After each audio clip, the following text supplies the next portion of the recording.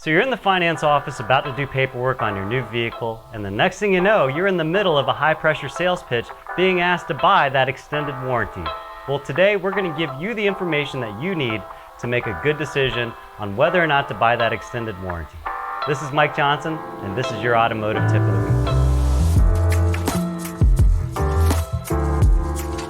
Week. So the first thing we need to talk about is, what is a warranty? By definition, a warranty is included in the price and from the manufacturer. What you're being asked to purchase is actually a vehicle service contract. It's coverage above and beyond the manufacturer's limited warranty. So next, let's talk about the differences in service contracts. There's two different kinds of service contracts. The first one is known as component coverage, and the second is known as exclusionary. Component coverage is going to give you a very specific list of components that are covered in your vehicle under the vehicle service contract.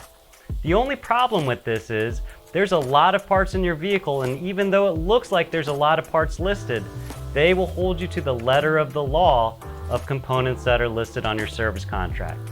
For instance, if you purchase the service contract and you have a component that fails, even though that component's coverage, there may be a wiring harness that's connected to it that's not listed, therefore it won't be covered by the service contract. The other type of coverage is exclusionary, and this is what we recommend that you purchase. Exclusionary is going to cover all the components in your vehicle with the exception of a very small list of excluded items. We feel this is the fairest for the consumer, and again, we strongly recommend this is the only type of service contract you consider. So let's talk about some reasons why you may not want to purchase a vehicle service contract. The number one reason is if you simply can't afford it. If purchasing that service contract is going to increase your monthly payment to the point where you can't afford to make it, this is probably not the right time. It's not to say that it's not a good idea to purchase one, but you have to take an honest look at your finances, and if it's going to put you in a bad position, it may be a good idea for you to pass. Another reason you may not want to purchase that vehicle service contract is if you trade your cars every 2 to 3 years. Keep in mind, most vehicle manufacturers put a 3-year, 36,000-mile limited warranty on their new vehicles. So if you're trading the car sooner than that point and under the mileage, you may not want to purchase one of these contracts.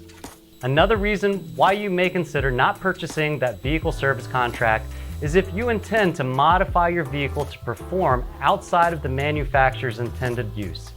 What I mean by that is that if you plan on doing major modifications to the engine or putting a big lift kit on a vehicle, these are items that could prevent you from having all the coverage that the service contract intended. So a reason to purchase the vehicle service contract, it just makes it easier to budget. It's easier for people to budget $20, $30, $40 extra a month than it is to have to come out of pocket for that unexpected repair for sometimes $2,000 to $3,000. But Mike, I'm buying a good car, and plus I had one on my last car and I never used it. Well, the fact of the matter is you are buying a good car, but you're buying a good car with a lot of new technology. Technology that probably wasn't on your last vehicle. All the new advanced safety features, these are all things that are controlled by computers. And also keep in mind that a lot of this technology can be more expensive to repair than the engine and transmission in your vehicle. So we have to look at how the vehicle manufacturer determines how long they're going to warranty your car for.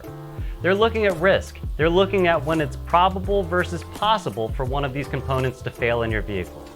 They know that during the warranty period, it's possible that one of these components will fail. They also know that outside of the warranty, it's probable being more than 50%. So you've decided that maybe you'd like to purchase the vehicle service contract. We recommend calling ahead of time to the dealership and speaking with the finance manager and letting them know that you have interest, but you have some questions. Number one, you need to find out, is it a component or exclusionary contract? Those are very important because remember, we recommend if purchasing a service contract that you look only at the exclusionary policies. The second thing is you want to make sure that you know what the deductible is. If you're asked to pay a very high deductible per claim, this may not be in your best interest.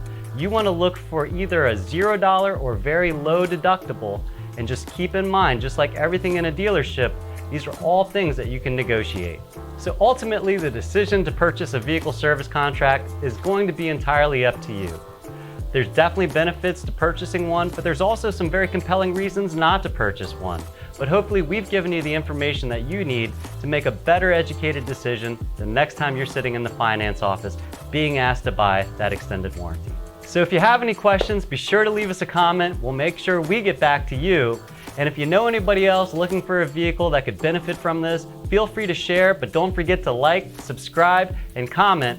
And we'll see you in the next video. This is Mike Johnson, and this has been your Automotive Tip of the Week.